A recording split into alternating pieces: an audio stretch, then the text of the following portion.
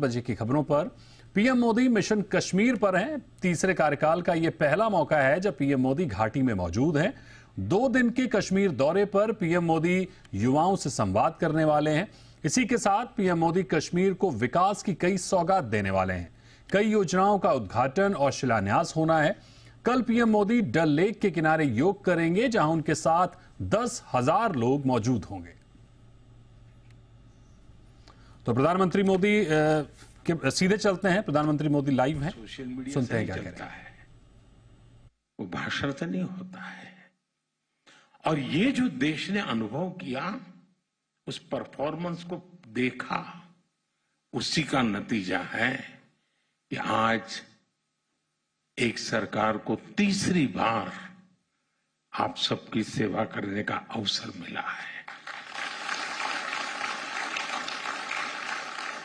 जनता को सिर्फ हम पर विश्वास, और ये विश्वास कि उनकी एस्पिरेशंस को हमारी सरकार ही पूरा कर सकती है।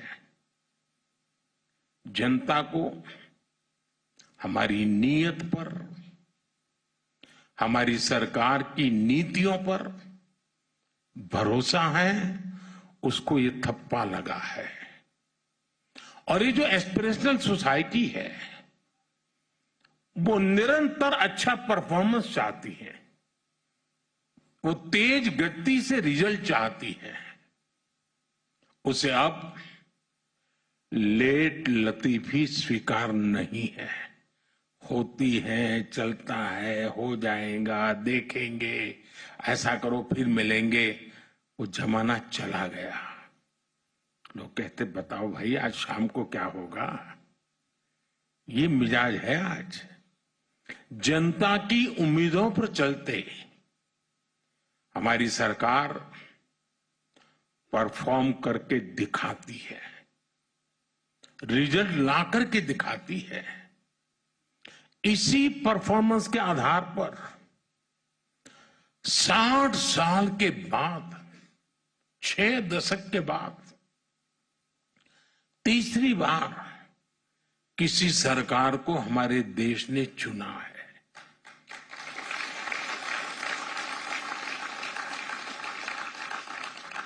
और इस चुनाव के नतीजों ने, ये तीसरी बार सरकार बनने की घटना ने पूरी दुनिया को बहुत बड़ा संदेश दिया है।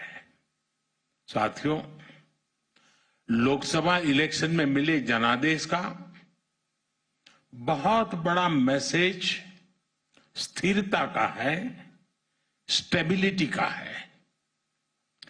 देश ने आज से 20 साल पहले, यानी एक प्रकार से पिछली शताब्दी थी, वो 21वीं शताब्दी, वो 20वीं शताब्दी थी।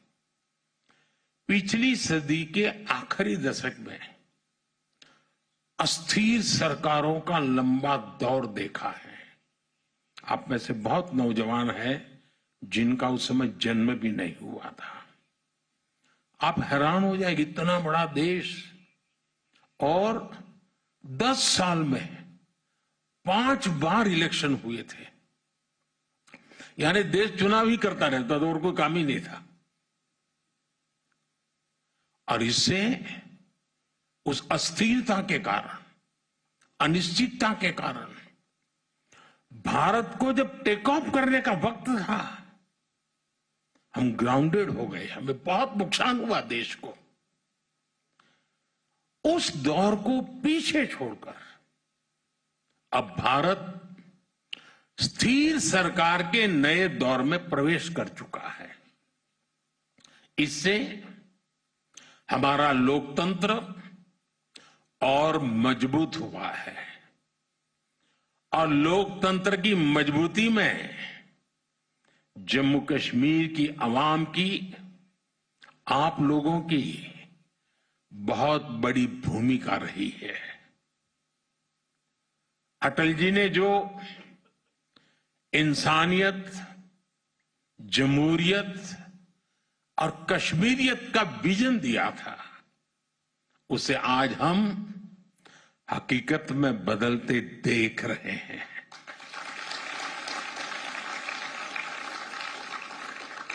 इस चुनाव में आपने जमहूरियत को जिताया है।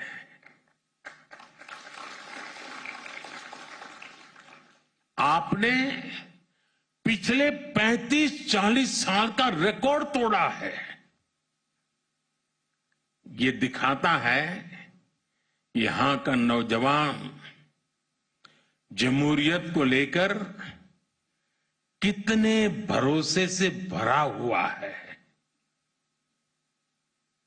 और मैं आज इन कार्यक्रमों में तो आया हूं, लेकिन मेरा मन करता था